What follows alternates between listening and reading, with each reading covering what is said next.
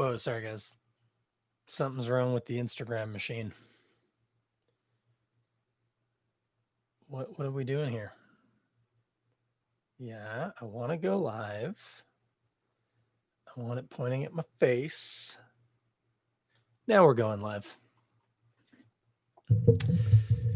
Hey, if you're watching on YouTube already, and some people are, sorry about that. Also, my camera's in the usual bad position, and now I'm not in focus. It really likes my microphone. I don't know why. If I put it right next to my face, will it focus on me too? Holy moly, what are we doing here, guys? Get the mic adjusted. Everyone's live. What's happening? I don't even know what's happening. That's what's happening.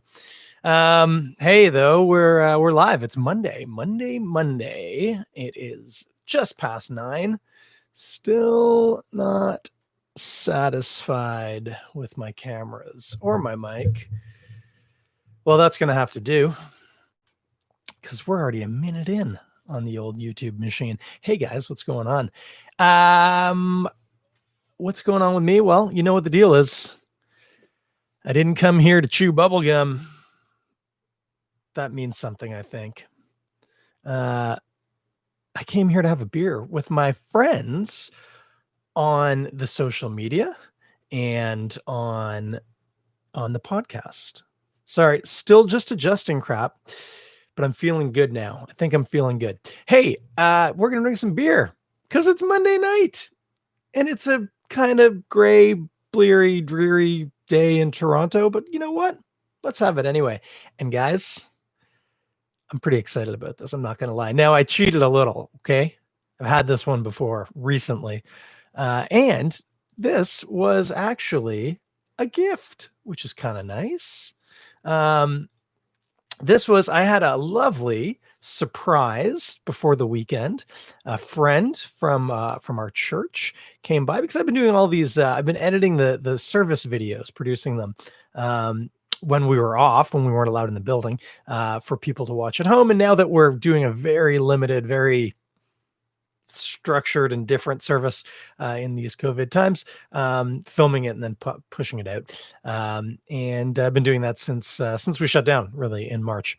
This fine gentleman came by with a little thank you gift from him and his family for all the work that I put in, which was really nice. And what was it, you might ask? If you dig on my Instagram, I posted a picture that's at Chris Schreier, not the Toronto Beer Podcast Instagram. You can check it out, but it was a very lovely care package from none other than our friends of the pod. Forget that, founders of the pod, Left Field, and a whole array of really nice stuff, including Squints. Have you had this yet? Squints is the Gosa with malted sunflower seeds in it. Would you believe, kids? What a world! Sunflower seeds in beer? Huh. Who knew? Anyway, that's not what we're drinking tonight. I saved a big one, and it's a special one. I'm going to hold it up for the cameras now. This, of course, is Shea Brett IPA. Shea, if you're listening at home, there's a lovely picture on the label of Shea Stadium. It's not named for a person named Shea. It's named for the stadium named Shea. And that's what we're going to be sipping on tonight. And this is a Brett IPA. It is a big bottle, a bomber, as they're sometimes referred to, 650 ml. And it has, of course, a bottle cap. So we're going to get some live on the air. Foley, let's get in there, guys. Here we go. Oh, that was pretty good. Got a good little waveform on the old audition track there. Hey, so, I like it when I open a beer and it's already doing things in my nose. Try and give you guys a good pour here on the old cameras. Did not even wet this glass. Are there going to be bubbles? Yes. Do I care? Not even a little. You heard it first here. Look at that, guys. If you know me, you know this is ticking a lot of boxes. Oh, and of course, this glass is this is probably the cleanest glass I've had on the podcast in like this year. Go figure. This is hazy. It's not chunky, not a chunky boy. It's a hazy boy. What would we call this, people watching at home? It's golden yellow, amberish, not quite orangey in the middle, but it's not just yellow. There's a little something else going on in here, giving us a little extra color, I think. Hazy, but not turgid. No, wait, turgid means, doesn't turgid mean hard, like swollen, like your bits can get turgid? Isn't that what turgid means? No, now we're gonna. No, I'm not getting sidetracked tonight. Look it up for me, somebody. Tell me what's the word I'm looking for if it's not turgid. Anyway, it's not chunky and hazy and gross. It's smelling real good, and I'd really like to stop talking about it and start drinking it. So why don't we do that? I'll tell you all about it once we talk about what it tastes like. But man, off the nose, it smells like pineapple juice is what it comes down to. Like shockingly like pineapple juice. And I'm not 100% on this, but I would definitely make a bet on the fact that there's no pineapple in this. This is hops. Oh, sorry, bumping off my microphone again. Friend of the pod, Jay Lake, mentioned he thought I'd bashed my mic the other week, and he thought it was the end of the show coming in with drums. And then when it wasn't, he suggested that maybe I should consider adding some drums to the end of the show. It turns out what it was me doing this, which of course creates a bit of a reverberation in the springs in my microphone arm. Anyway, I said I wasn't going to get sidetracked, and here I am off the side of the track. Pineapple for sure. Like juicy, sweet pineapple juice. And citrusiness, a little hard to nail down. Grapefruit, probably. Yeah, I'd say pink grapefruit. And like juicy, not peel. I mean, there's peel involved, but like it's like the whole grapefruit. Like you just cut a grapefruit to eat for breakfast. It's funny because it's a Brett IPA. If you don't know what that means, we'll get into it. Brett does typically present some specific aromas.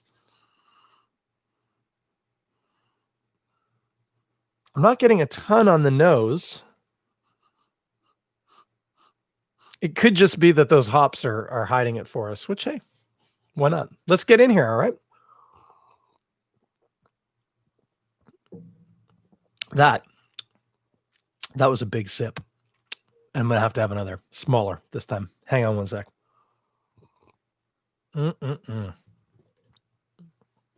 Okay, that's delicious. But we already knew that, or at least I already knew that. What do we got going on here? It's interesting, and when I had it, I was thinking about it because it was the first time I'd had it. Sometimes, I do the beers, and I've been drinking them on the reg for 2 years, and I haven't been like really intentional about stopping and thinking about what I'm drinking. But I did do that with this one because it was the first time I'd ever had it. But I'm doing it again, and it's interesting. The first thing, it's a little surprising, to be honest with you, right off the get-go, I get a really interesting malt characteristic, which immediately is gone because the hops come roaring in. But right off the get-go, I do get a touch of the malts that are in there. And remember, we're talking about the color. It wasn't just yellow. There was like a bit of an amberiness to it. It does make me think that perhaps there's something more complicated in the malt bill here than just say like 2-row. Not exactly sure what, but something's popping a little bit more color in there. So my guess is there's something else going on there. Actually, the other thing is,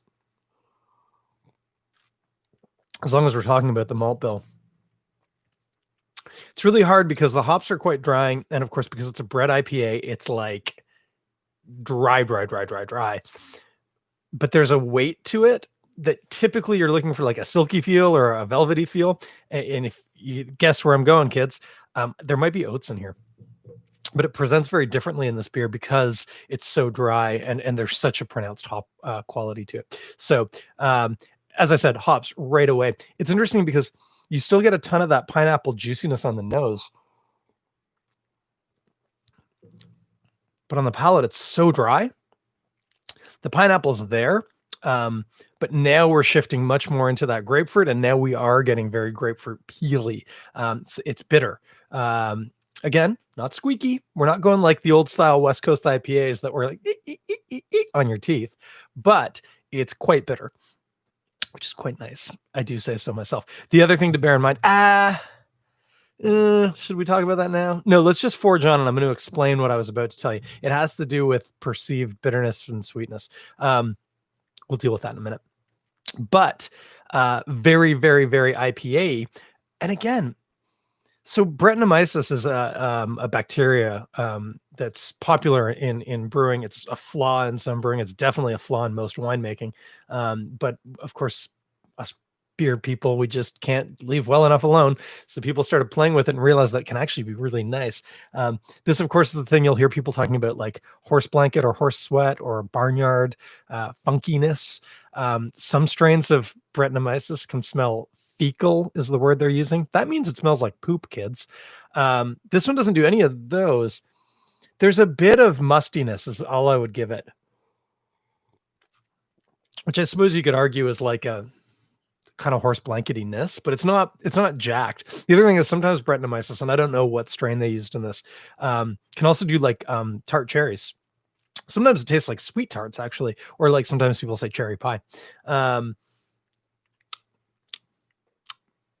It's very the dryness and the bitterness of the peel. Almost, it's not quite tannic the way that some hops can get, like tea like, but it's quite bitter, and it makes me wonder if maybe there is some of that cherry there, but it's a little harder to pick out because you're not getting the tartness. It's kind of messing with your brain, you know. Anyway, it doesn't take much to mess with my brain. What's left of it, man. Though, so dry and clean on the finish. Just a lingering citrus peel on the finish and a little glimmer maybe of those malts. Bone dry and bitingly bitter. Amazing as far as I'm concerned.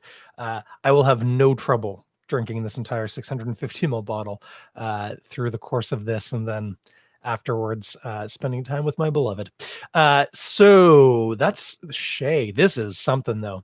Trying to think of the order we should deal with this. Let's talk about food first. This is sort of oh, let me just take a look. I opened up the page about it, but I didn't read anything about it because you know me, that's what I like to do. They talk a lot about fooders in the post, which I will talk about, don't worry. But they say Shea Bread IPA is here, and we're so excited to have this one landing in the shop. Bursting with juicy pineapple and bright citrus. Well, I got that right. Shea IPA is brewed and dry hopped with Euconaut Eldorado, which is going to give you some lemon and grapefruit for sure, and Amarillo hops. Cool. And it's made with a Vermont ale yeast. Oh, that is interesting. And Brett in their fooders, and it's golden in color, complex hazy IPA, medium-bodied, subtle flavors. They say spiced clementine. That's interesting. And hay and cantaloupe. Hay. Maybe that mustiness I'm getting is a little bit of hay. I'd believe that. Different strokes for different folks, I guess. It also tells a really cute story. I'm just glancing over things. A lot of stuff about fooders. But Mark, who's, of course, Mandy's husband and co-founder, his favorite baseball player is Nolan Ryan, and Nolan Ryan got his start in '66 at Shea Stadium. And Mark and Mandy are just so sweet, and little stories like that just makes me happy. Mark and Mandy are just so sweet, and little stories like that just makes me happy. So that's that. Yeah. You cannot for sure, and Eldorado. I love Eldorado hops, especially in New England IPAs. That's a nice hop. So yeah, so what are you gonna eat with it? Well, or what are you gonna eat while you're drinking? I never get that right. I was in a good sync there for a couple of eps, and well, there's always next episode. What are we going to eat while drinking this? That's a really interesting and challenging question. This is I mean, it's delicious, but it's gonna be it's a wild thing to set something up with.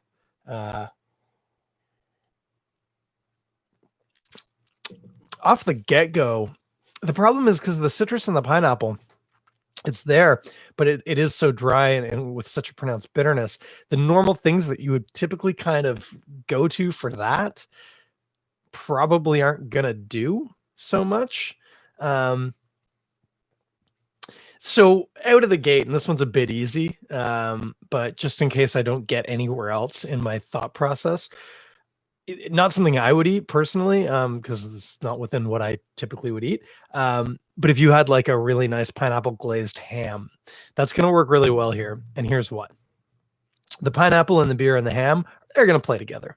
But everything else is different, right? What is ham? It's salty, it's fatty, and it's quite rich. This beer is bitter and quite dry. And so they're going to do the old juxtaposition. You're going to bounce each other off of each other. And with each bite and each sip, you're going to keep swinging that teeter-totter back and forth. And that's a really cool thing to do. This beer is pretty extreme. And if you ask me, and maybe you disagree with me, but I think ham is a pretty extreme meat. It's quite fatty. It's quite salty. Did I mention salt earlier? Because it's also salty. And quite rich. So that would be pretty cool. Don't know why you'd be eating a pineapple glazed ham. Is that like an event food? Do you eat that at Thanksgiving or something? Just in case you're just tuning in for the first time, I don't really eat meat. I am a classically trained French chef, but cultural things like that sometimes I miss. So I can't say that I know when people eat pineapple glazed ham. But whenever you want to, it would probably go pretty good with this beer. What else would go good with this? Do you know what would be really interesting? I love Nicaraguan and Central American in general food, but specifically Nicaraguan food, which is notably different than, say, like people kind of go, oh, like Mexican food. I'm like, no, there's a lot of similar influences. There's some crossover for sure, but it's very distinct.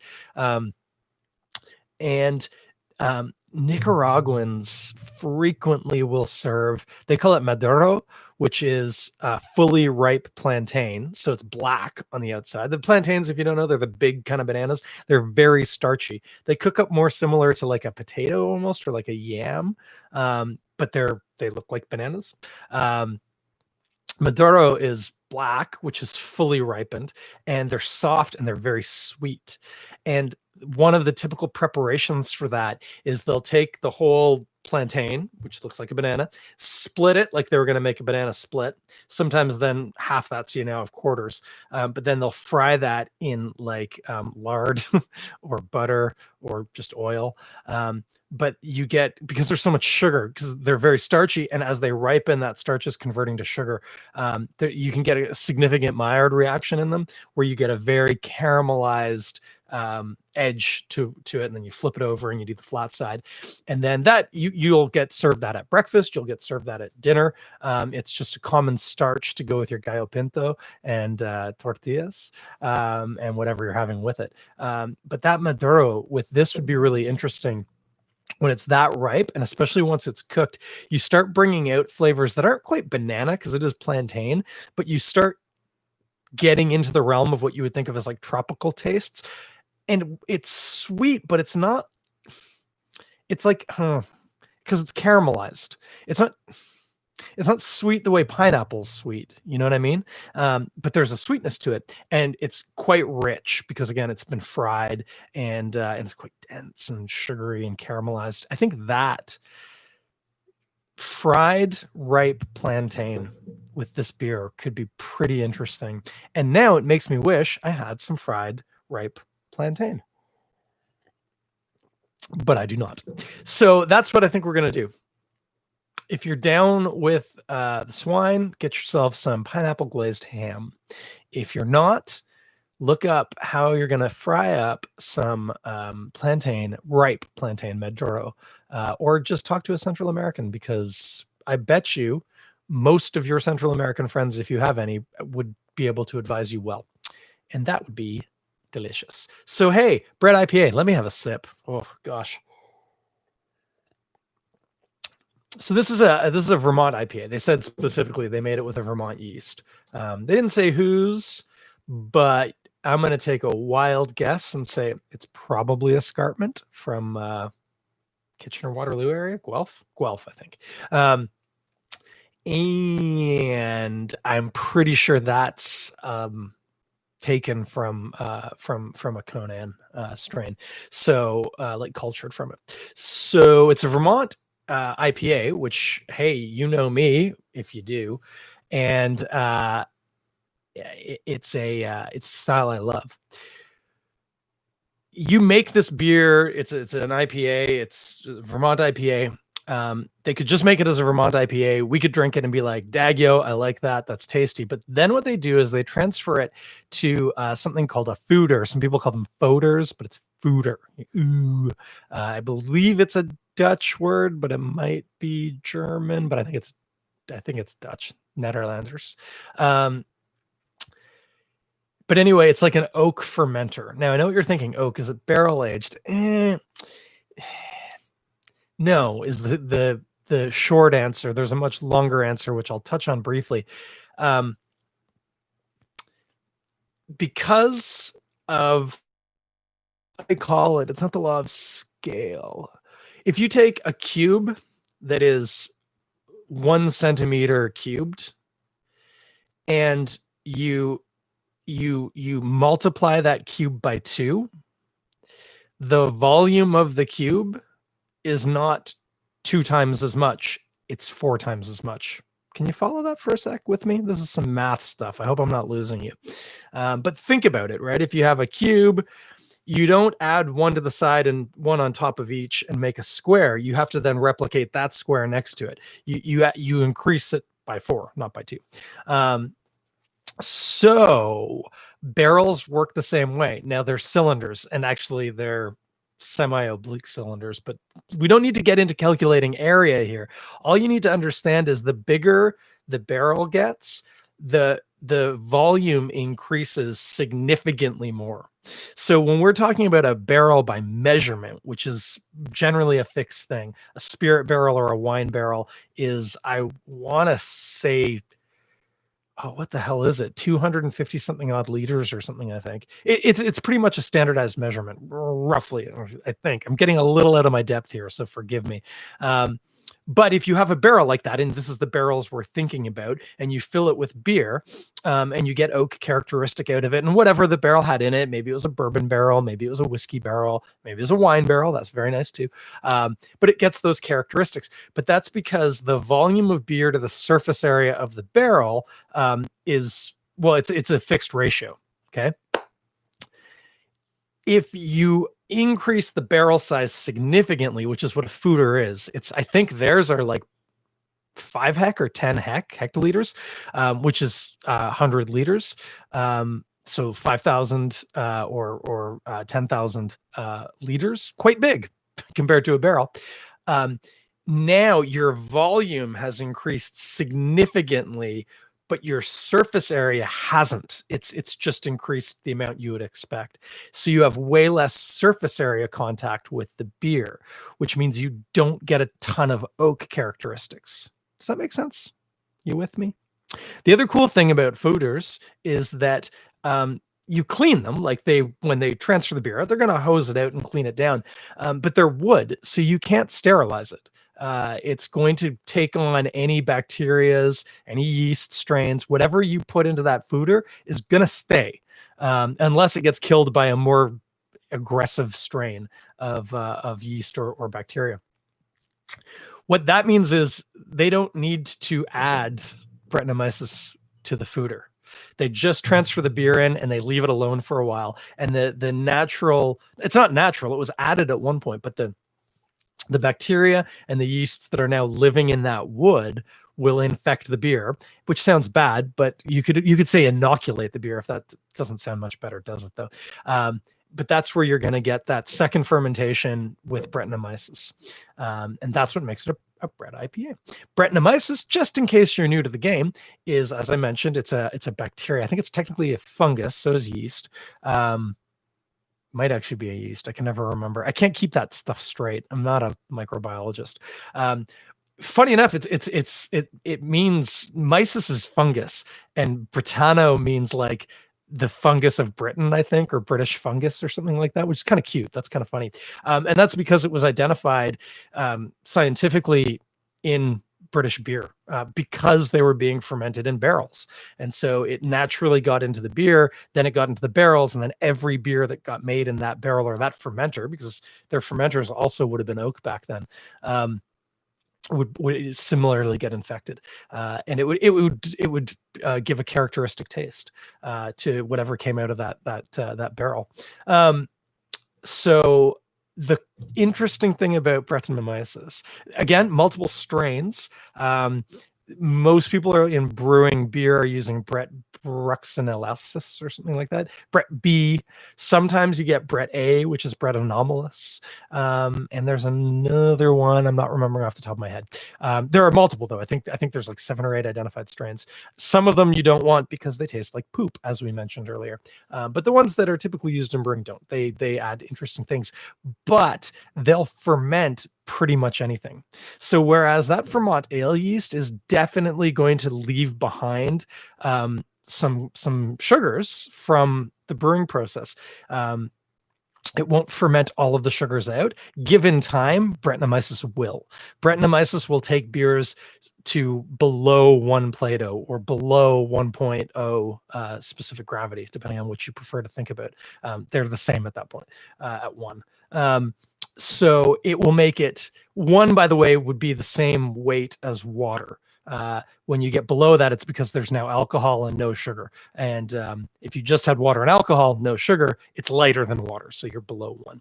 And that's what Brettanomyces will do given time. So if you leave it in long enough, you get a very, very dry beer. There's no sugars left in it. And again, the longer you leave it, the more character you're going to get from the bread. Super cool. A lot of people have been for ages now, years, with Brett in a variety of beers, but especially in IPAs. What's interesting, and when I had this, I think I had it on Friday, might have been Saturday, hard to say these days, who knows. When I had it, I was kind of working it over a bit, thinking about it. And I messaged Mark, and my compliment to him, I mean, I wanted to big him up because it's a really tasty beer. But the thing that struck me the most about this is it can be hard to get Brett to play well with very hoppy beers because hops are bitter, more so if you add them earlier in the boil. We've talked about this before, but the important thing to think about here is they're bitter, and you have to keep that in check with sugars, with malt. And so when you see a beer that's, say, 6.5% alcohol with a high hop content, it's very likely that beer was made with even more grains than a beer of the same percentage, but that's going to have a lot less hops, more like a Scotch ale or something. Because that's sort of stupid. Scotch ales typically you want to be quite sweet too. I don't know what I was saying there. Forget that part. Maybe a Belgian beer. I don't know. But the point is, you need to leave some sugar behind to play with the hops. Otherwise, you just it's too bitter. It's uncomfortable to drink. And as I just described, Brettanomyces will chew all that sugar out of the beer and leave it uncomfortably bitter to drink. So getting the balance of how long you let the Brett work on the beer, and of course you're tasting it, maybe not daily, but frequently, just to keep up with where it's progressing to. You've got to be very aware of what's happening with the beer. But the other thing is you need to start with a really good recipe, because, if it's bad to begin with, it's not going to get better, unfortunately. But this one is really good. Again, so hoppy, and you heard me saying it's quite bitter. It's got some grapefruit peel to it for sure. Not squeaky, but it's very bitter. But that's because there's not a lot of residual sugar. But it's not uncomfortable. It's still very tasty and drinkable. Granted, you need to like bitter beer, but if you like bitter beer, boom, this one's going to do it for you. And you should be looking into things like Brett IPAs because they tend to have a pronounced dryness and bitterness to them. So that's Shea Brett IPA from our good friends, dear friends, over at Left Field. How about that? Hey, where can you get it? Well, at Left Field, and I think that's it. Although sometimes these big bottles do make it into groceries and LCBOs. I did not check with Mark or Mandy if it has retail distribution. Definitely at the brewery. You're going to be a little sticker shocked when you see it. For one, 650 ml bottle, so it's 2 beers, not one, roughly. Also, that foeder that we were talking about, you have to keep a beer in it for a while, and so it's been aged. And anytime the beer spends anything more than just its primary fermentation in the brewery, you're gonna have to pay more for it because it was sucking up space and time. So don't be thrown. It's definitely worth it. You're not going to get a 6-pack and crush them during the game or whatever. But pick up a couple and they're real nice. Lovely beer. So plus you should just be going to Left Field anyway, because gosh, it's such a nice spot. And I haven't been up there in ages and I can't drive right now. That's frustrating. By the way, if you're wondering, I can't drive because I have a broken leg. So anyway, I'm going to have another sip, talk real briefly because we're already at a half hour. Whew. Well, there was a little technical difficulties there, but give me 1 sec. Well, what's going on? Well, nothing, of course, because what's going on is we broke 1,000 cases in Ontario yesterday or something. So that sucks.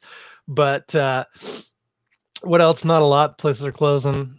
The usual appeal still stands. If you can afford to order in food from the places you love, please do. Please do. We need it. What else? Well, Halloween's coming up this weekend.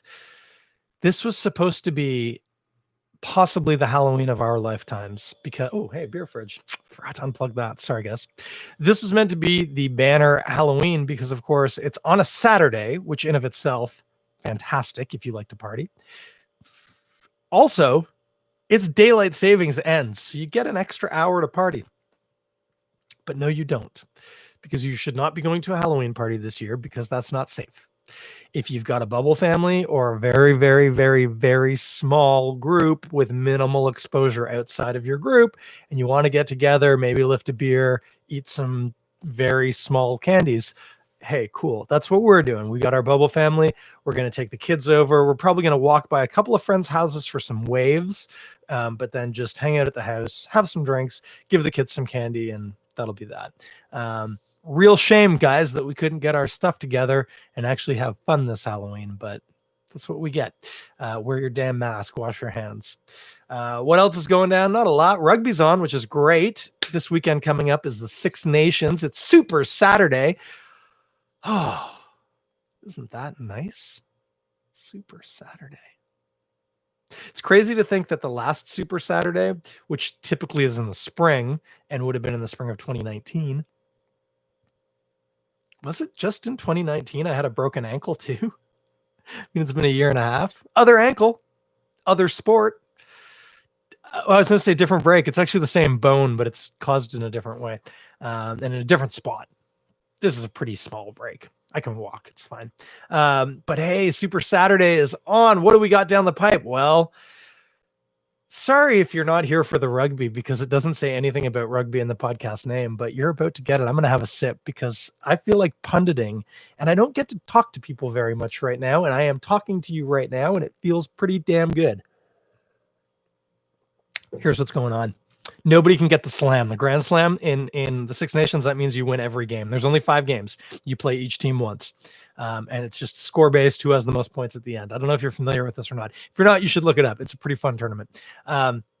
If you're wondering, the Six Nations are England, Ireland, Wales, Scotland, Italy, and France. And most people agree Italy probably shouldn't be there. No offense to Italy, guys. Just they're not as good as the other 5 teams. Although Scotland's a little, but I need to watch myself because one of the matches this weekend could be very embarrassing for me. Nobody can win the Grand Slam because everybody's lost at least one match. Ireland right now is in first. What they need is what's called a bonus point win, which means they have to score 3 tries and also win. That'll get them 5 points. That'll put them ahead of England. The problem is if England also gets a bonus point. So I should mention they have the same number of points, which means that if England also gets a bonus point win, it comes down to the goal difference in their total games. And right now, Ireland is up, but England is playing Italy, and they are going to put up so many points, it's going to be shocking. They are almost certainly going to get the bonus point. It's just a question of whether or not Italy can score enough to keep the point difference low. And if they can't, then England's going to win the whole tournament. And that's awful for everybody who doesn't like England, which I am one of those people. I want Ireland to win. I wanted Wales to win, but that's not happening. So Ireland is playing France. A bonus point win in France is actually a pretty big ask. I say in France, it might be in Ireland, but it doesn't matter because there's no crowd, so there's no home advantage. But wherever it is, beating France with the bonus points tricky. So Ireland's got a big challenge ahead of them. England's got a cakewalk. They just need to rack up the score. And unfortunately for me, my beloved Wales is playing Scotland. And while that typically would be a walk in the park, this year it's not a walk in the park. We might lose. And if we do, we won't be last place because Italy really sucks, but we'll be right at the bottom. That's not good. So check it out, guys. If you have DAZN, DAZN, popular sports streaming platform these days, they're showing all 3 games. It's going to be a heck of a day of rugby on Halloween. It's great. I might go as a Welsh rugby player. Also, this Saturday, Alan Wynne-Jones, my beloved, the Prince of Wales, the big lock and captain of Wales, will set the world record for the most international rugby caps at 149. He's currently tied from this past Saturday with Richie McCaw from New Zealand. He will take number 1 spot. He will have been capped, which means you get selected for your team more than anybody ever, which is pretty amazing at the international level. So that's worth checking out. Nothing to do with beer. I mean, you should probably be drinking beer while you're watching, but nothing to do with beer. But that's good fun, and I love it. I'm looking forward to it. 5 days away, Super Saturday, and then Halloween. Whew, it's going to be a weekend. Anything else happening? Well, as mentioned last weekend, the Nova Scotia fishermen, the Nova Scotia Mi'kmaq lobster fishermen and fisherwomen, fisher people, we really need a non-gendered term. Fisher people sound stupid. But anyway, still struggling, still not getting any relief from the government, and still fighting for that. So if you can support them anyway, please do. Otherwise, I just saw on Facebook, I didn't even look at the story because I couldn't right then. I will look it up, but it looks like there's been another police killing of a black man on suspicion that somebody was occupying a car. It was his car, apparently. Anyway, I got to look into that more, but that is not on. It's just stupid that we even still have to talk about that. We need to stop killing black people for being black. It's crazy that can be considered like edgy to say. That's not edgy, guys. Black people shouldn't be killed for being black. It's pretty easy. Anyway, that's what we got.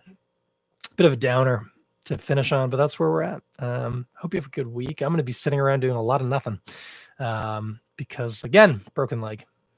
Not allowed to do much on it for another week or 2, but that's all I got. I might keep your eyes on this space. It might happen this week. It might happen next. I'm trying to think of how to throw this. I'm going to show the video screen. If you're listening to the podcast, I'll just give you some hints. Sorry, I'm just trying to find it. There it is. Try and do this in a way that I do it one screen at a time. This is going to be a 2-part episode. I just don't know when I'm going to do it because I got gifted this can, which does not contain beer, but it does contain an intoxicant. And it'll be a 2-parter because it takes a while. Anyway, keep your eyes on this space, all right? Otherwise, have a great week. Take care of each other, please. It's rough out there. I've been actually having a bit of a rough day or 2. I was saying to my wife, I take off a couple of days drinking every week, Tuesday, Wednesday, Thursday, typically. This Shea will be the last beer I have till Friday. Because I need to give my body a break. I get really I try to dance around the word depression because some people have really bad depression. I'm nowhere near that bad. Just waking up feeling the weight of the world, I guess you could say, just not great about things. And it just drags on you. And right now, money's tight. Nothing's going well. I'm off. I'm going to be on disability for a couple of weeks. It sucks. It's tough. So I've been feeling kind of blah, but like I say, talking at this microphone does help. And I appreciate that. So if you got people in your life like me, maybe reach out, give them a pat on the back. Or no, we're not supposed to do that. Elbow bump. Just text them. Tell them you're thinking of them. It's a rough go. But other than that, be good to each other. And I'll talk at you, like I say, at least in a week, maybe sooner. But I'm not making any promises. Till then, have a great night. Talk to you soon. Bye.